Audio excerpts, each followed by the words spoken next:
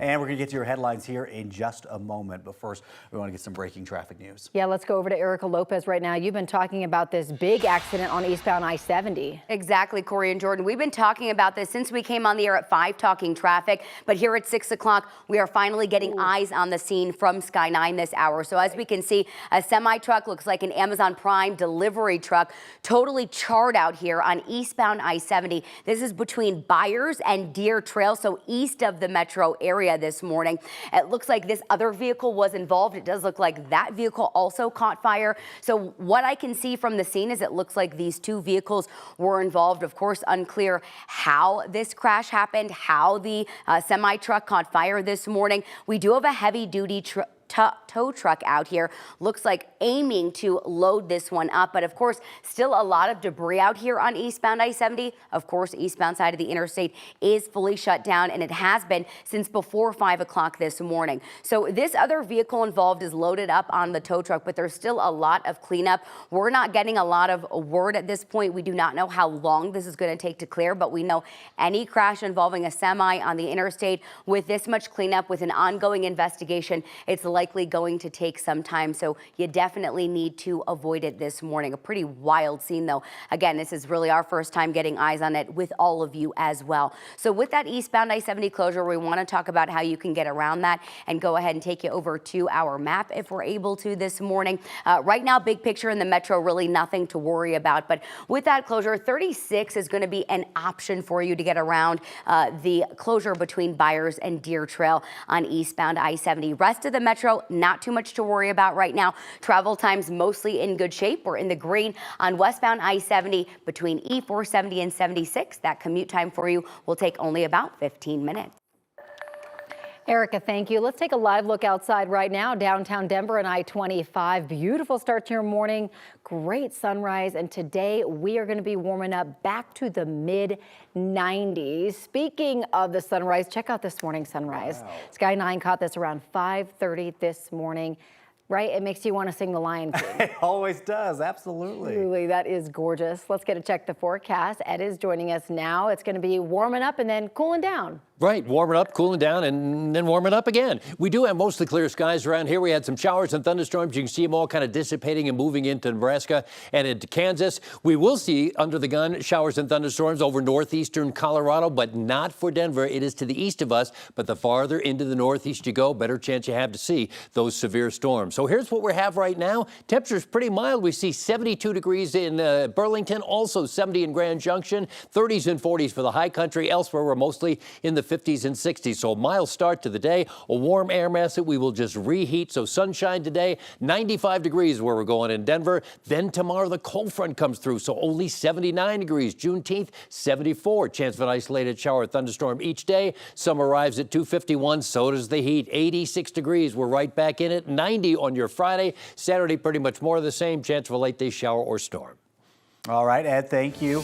Right now, Denver police are investigating an incident after 3 of their officers shot and killed a woman. They say that she came toward officers with a knife. Police were first called out around 11:45 yesterday morning on reports of a woman standing in the busy intersection of Broadway and Lawrence near Samaritan House downtown armed with a knife. Denver police says this all started when both a Denver park ranger and a passerby called 911 reporting a woman standing in the middle of the road with a very large hunting-style knife. Officers arrived just minutes after those calls came in. They say they told her to drop the knife. She refused and moved toward officers. Police say they then hit her with a taser twice, but it did not stop her. The woman kept going after the officers. That's when 3 officers fired. They called for an ambulance and gave her medical care, but she later died. Denver Police Chief Ron Thomas says officers appeared to have followed protocol here. I believe so. You know, and obviously we're going to have to interview those officers and other witnesses. I'm sure there's other video that we're going to have to review in order to make that ultimate determination. And ultimately, I think it's going to be the DA's decision whether or not the officers acted lawfully. But my belief is that the officers perceived a significant threat and responded to that threat. Chief Thomas says it's unclear how many shots were fired. The shooting happened close by Samaritan House, a homeless shelter. Police say it was not immediately clear if the woman was unhoused. Her ID has not yet been released. Police say the investigation will be conducted by CBI, State Patrol, and DPD. All of it will be under the oversight of the Office of the Independent Monitor. The DA's office will ultimately decide if the officer's actions were lawful. Tomorrow, the person accused of killing 5 people at Club Q in November 2022 will be sentenced to life in prison. They are expected to plead guilty to hate crime charges and firearm violations to avoid the death penalty. Federal prosecutors say that the shooting was a premeditated attack. Court documents say that the shooter, who since the arrest has identified as non-binary, shared anti-transgender views online. According to the U.S. Attorney's Office, the shooter used anti-LGBTQ rhetoric and expressed an interest in mass shootings. At Tuesday's sentencing, survivors will have an opportunity to speak. Right now, an update to a story we first told you about yesterday morning. We now know 6 people were taken to the hospital, including a child who was in critical condition after a police pursuit over the weekend. Officers said it started when the driver flagged first responders for help, but when help arrived, police say the driver then took off. 9's reporter Brianna Clark was at the scene yesterday morning, has been following this story ever since. Brianna, just 24 hours ago, police told us the child was injured in a shooting.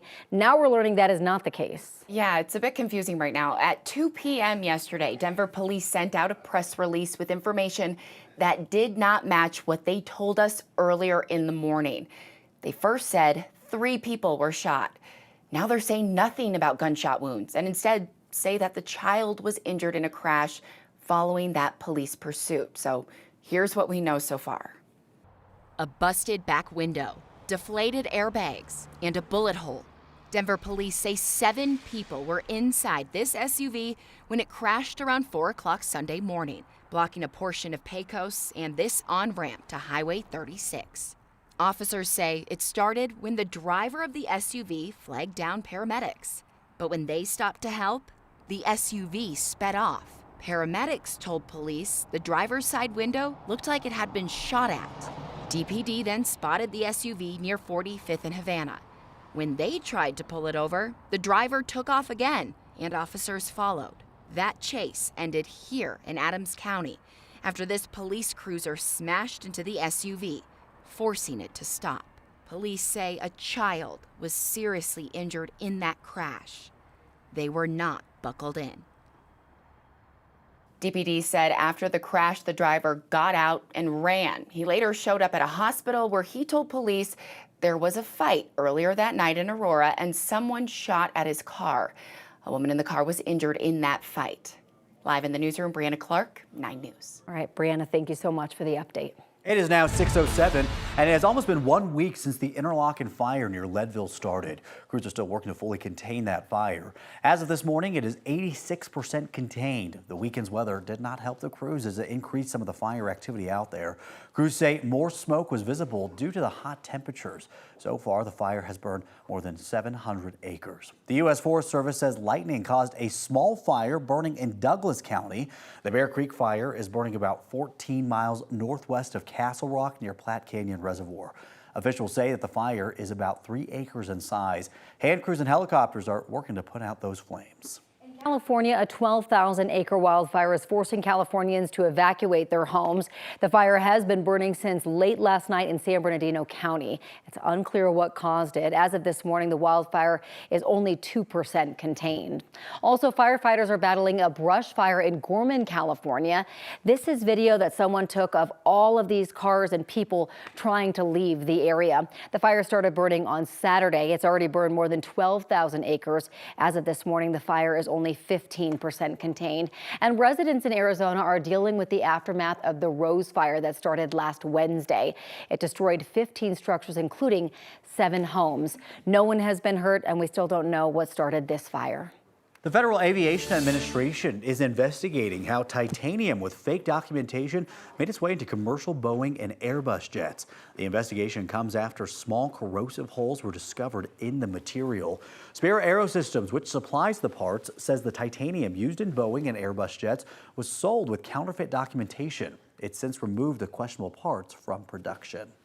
Chef Gordon Ramsay is sending out a warning to those who ride bikes. wear a helmet. He posted before and after pictures of a crash that he was involved in. His shirt was ripped, his helmet cracked. In the video, he even lifted his chef's coat and revealed a dark purple bruise covering his torso. Look at that. He says he is thankful he didn't break any bones or suffer any major injuries.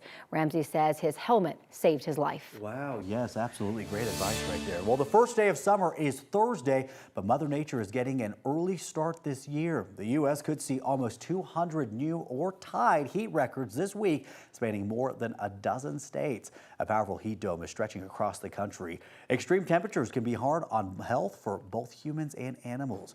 It's getting so hot that a wildlife sanctuary in Nevada is giving its snow leopard an air-conditioned den. And Ed, we're not going to escape that heat either today. We are right under the dome as well, and under the dome now it was very dry. Most of the storms go around the dome, so yeah, hot and dry is the weather we will see today. The stats going for a high of 95 degrees in Denver today. Normal high would be 11 degrees cooler, 84 degrees. The normal low is 53. The record high 98 from 2012, and the record low came 100 years before that in 1912, and it was 60 degrees cooler. Ed, thank you so much. It is 6:11 on your Monday, and we are still following some breaking traffic news out here east of the metro area. So what we're looking at is video from Sky 9 just a little bit earlier this morning. There was a crash involving this Amazon Prime semi-truck as well as this other vehicle. Arapahoe Sheriff, we just got new information in the last few minutes from them that there were actually 7 people in this SUV that is loaded up onto the tow truck that we just saw moments ago. Everyone was transported to the hospital. The driver of the semi-truck is okay. That is the newest update that we just got. The interstate eastbound I-70 in Byers, where we're dealing with this closure, is expected to reopen by 7:30 this morning. So that is our newest update. Another thing they also tweeted out this morning is that these vehicles that were involved in the crash, the Amazon semi-truck as well as this other SUV, they collided and then caught fire after. So again, we know that 7 people were inside of that SUV. They were all taken to the hospital. We will, of course, bring you more information as soon as we learn at a really wild scene out here. The workaround option here from eastbound I-70 in Byers, folks are being detoured onto Highway 40, and then they're able to get back onto eastbound I-70 in Deer Trail.